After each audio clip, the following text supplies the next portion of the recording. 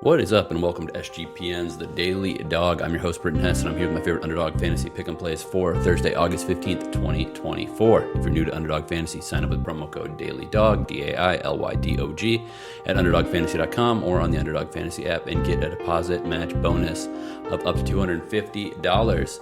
And, use that bonus money to play some of the promo slips. I'm going to have a promo slip coming out on Twitter and on YouTube Shorts on Thursday, taking advantage of Angel Reese higher than 0.5 points and her return to WNBA action after that Olympic break. So stay tuned for that. Additionally, you can play Best Ball Fantasy on Underdog and NFL. I did my first NFL draft today. I'm happy with the squad. I'll get more into that later if you're into that type of thing. I don't want to take too much of our time here. Let's get right into the show slip and first pour one out for yesterday's show slip because we got a refund. We hit our first, which was Bobby Witt higher than 1.5 total bases. I thought he was going to be facing off against Bailey Ober, but that didn't happen. Bailey Ober was pushed back a day.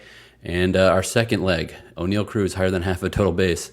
He didn't start, so it looks like the Pirates probably could have used his offense earlier in that game because they got crushed by the Padres. But we got a refund because we won one leg and the second leg didn't happen. So no loss, no win, just kind of a waste of a good pick with Bobby Witt.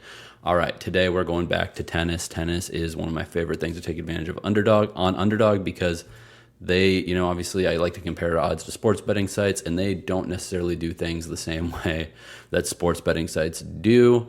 If you don't know how to bet tennis or you don't know what the markets usually look like, I recommend getting on DraftKings or Big Offshore and looking at the menus and then comparing it to what you see on Underdog, because generally you will find some value. That said, value be damned, Coco Gauff losing lower than 0.5 sets against Yulia Putintseva at ATP Cincinnati, or WTA Cincinnati. And this is not a men's match, this is women's, so it's WTA Cincinnati, the Western and Southern Open officially. So I'm taking Coco lower than 0.5 sets lost against Yulia for one big reason. This is the North American swing. This is the American swing. This is where Coco can really make her star. This is where her star burns the brightest. This is where she needs to show up because she's in front of friendly American audiences. It's good for her branding. It's good for her finances, obviously, to win at WTA 1,000 level events, but just in general, performing in matches where lots of Americans can actually watch both in person and on TV is huge for her. So this match is supposed to start at 11:30 a.m. Pacific, 2:30 p.m. Eastern. I would not be surprised if this gets pushed back about an hour because it's a tennis match, and if you're not the first match of the day, you're always going to be delayed, like 99% of the time. Yulia Putintseva is actually having a pretty good season. I'm not trying to disparage her here. She's not a total trash can. I just think that Coco is really ready to accelerate in this American swing right before the U.S. Open. Obviously, last year she peaked during this part of the season. She won this tournament. She won the U.S. Open as well. So I think that one, she's going to be giving her A game, and two, she did play in the Olympics, and then came back and went 1-1 in Canada last week in Toronto. And, she got that. A lot of these players we've seen come back from Toronto have not played, or come back from the Olympics, I should say, have not played all that well. Coco won a match. She got the Olympic hangover out of her system. I think she's just going to be no nonsense here versus Putintseva. Obviously, we need her serves to stay in. We need her to actually be a threat with her serves and obviously play good defense, which I think she's capable of in this matchup. So the first play is Coco Gauff, lower than 0.5 sets loft against Yulia Putintseva, and that is at a flat multiplier, which is crazy to me. I think that this will probably change by the time this match starts. You'll probably be getting 0.9x, 0.85x, or something like that. Next, we are going to be taking a Yurfie, or a higher than 0.5 first inning runs allowed, Bailey Ober versus Cody Bradford. Cody Bradford's actually been pretty good in the first inning for the Rangers, but I just think that these guys on this Twins lineup don't get to face lefties all that often. When they do, their eyes light up. Royce Lewis is, batting, and he's going to be batting in the first inning in this game, and I think he's a real threat to hit a home run. I don't know what they're going to do with their lineup. The Twins kind of go all over the place with just moving guys all around due to some injuries they've had and just guys just based on who's hot right now. So I don't know exactly what this lineup's going to look like, but again, I think a young pitcher, Cody Bradford, is not necessarily going to have a welcome start to this game in the top of that first inning when these Twins batters take the plate versus a lefty on the mound. On the other side, Bailey Ober has had a couple good starts, but he's got a 5.40 season-long first-inning ERA. Obviously, that is not very good. He's had a couple of decent showings lately, but I don't think that... Sorry, if you're watching on YouTube, there's now a cat in the way. I need to move him real quick. But Bailey Ober he's had a couple good first innings. Like, he hasn't allowed a run in his last 3, but his ERA for the first inning is still 5.4. And he's a guy who can give up the long ball. That's why I was trying to attack him with Bobby Witt yesterday. And again, I think that Marcus Semion's hit well off of him before. Rex Grossman. Fred. No, oh my God, I'm talking about different Grossman too. Robbie Grossman. I almost named a guy I went to high school with. Robbie Grossman has hit well off of him as well. He might be in the top 3 in this order. So again, I just think that this is a good spot to take higher than 0.5 earned runs in the first inning between these two pitchers, who I think are a little bit more sus than like their ERAs and some of their baseline stats would show. All right. I talked about it at the beginning of the show. I'll talk about it again really quick. If you're new to Underdog Fantasy, sign up with promo code DailyDog, DAILYDOG at UnderdogFantasy.com. Promo slips are a great way to take advantage of that bonus money if you're new to Underdog. So if you deposit $100, you'll get $50 for free. If you deposit $25, you'll get $12.50 for free. If you deposit the max of $500, you'll get $250 for free. And I shouldn't say max. You can deposit as much as you want on Underdog, but the max bonus is $250. Again, take advantage of that and get some free equity on the app. I always recommend using promo slips. There's one I'm going to be using tomorrow with Angel Reese. We'll see what I tie it with. There's a couple baseball ones that I'm looking at, but at the time of recording this, the full menu isn't quite up yet.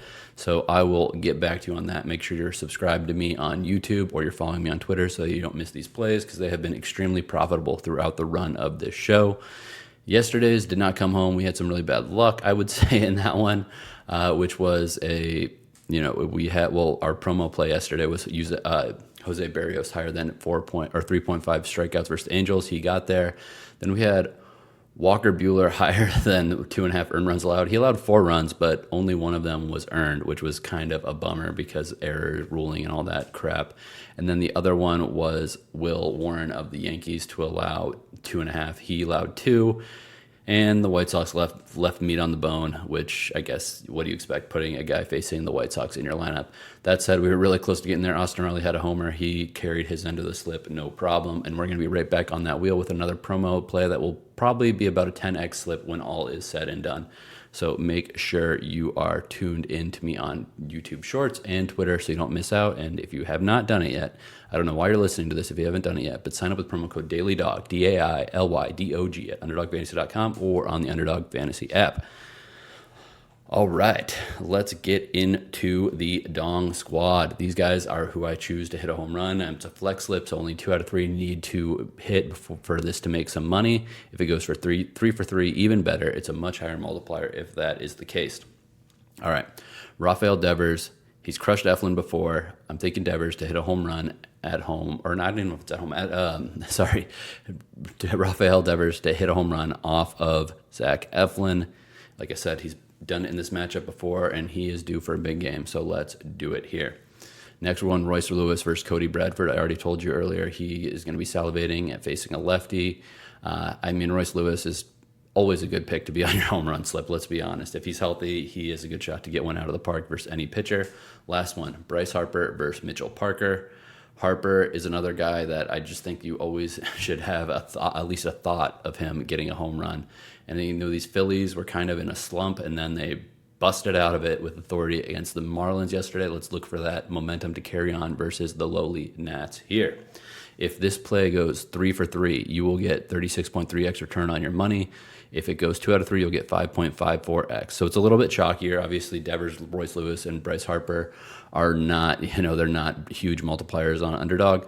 But I do like all of their shots at getting a home run here. So I think it's worth putting in this slip, and let's make some money with that one. Last thing, I said earlier that I did get in on a Underdog draft today. It's a 10-team, half-point PPR, best ball. If you've never played best ball, it's a great way to play fantasy because you don't have to manage your roster throughout the season.